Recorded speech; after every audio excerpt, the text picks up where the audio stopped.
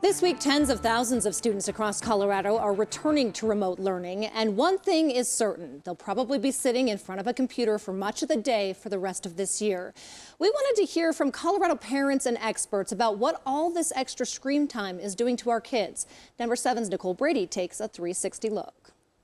In the years-long battle of parents versus screen time, this year the screens seem to have won. She's logged in around 7:50 in the morning until about 3:15, 3:20 in the afternoon. Latia and Franklin Henderson felt remote learning was the safe choice amid a pandemic, but they've seen some side effects like crankiness. When I'm staring at the screen all day, I feel that fatigue, so I know that it's definitely affecting her. Fatigue, headaches, these are physical complaints a lot of kids have reported. Optometrist Dr. Jean DeMoss has been getting a lot of questions about blue light blocking glasses.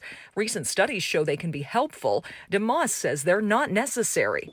Studies show that blue light is actually not damaging our eyes. The blue light from computer screens isn't damaging our retina, but can be bothersome. Before prescribing the glasses, though, DeMoss first advises some simple changes. 18 inches to 24 inches is a good distance to be working from your computer screen. You also want to be thinking about, we call it the 20-20-20 rule. So for every 20 minutes you look at your screen, you want to look 20 feet away, refocus your eyes for 20 seconds, and then refocus on your computer screen. Good advice for stopping headaches and eye strain, but how does sitting at a screen for hours affect kids' mental health and their academics?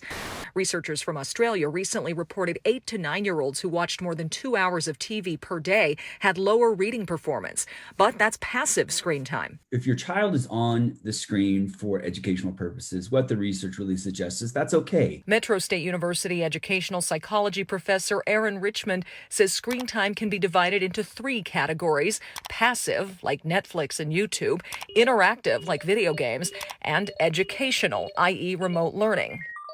So it's suggesting that, say if you have educational screen time, the more you do, you're probably going to do better in school. Versus passive screen time is the more passive screen time you have, we do see a correlation with your, say, academic performance or your attention span. But another screen time category, for teenagers especially, is social, and that's grown during the pandemic. Most teens are finding some way to be able to really interact with their peers through technology. And what we're hearing from them is that it's really, really important for their well-being. Stephanie Mulborn, director of the Institute of Behavioral Science at CU Boulder, has studied teens and screens for years, but the pandemic opens a whole new chapter.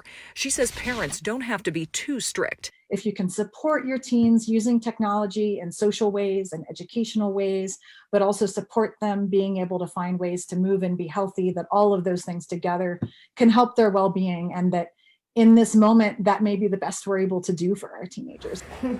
It's the message that seems to resonate most with the Hendersons. Obviously, limiting the TV and the tablet in the evenings definitely seems to help them reset.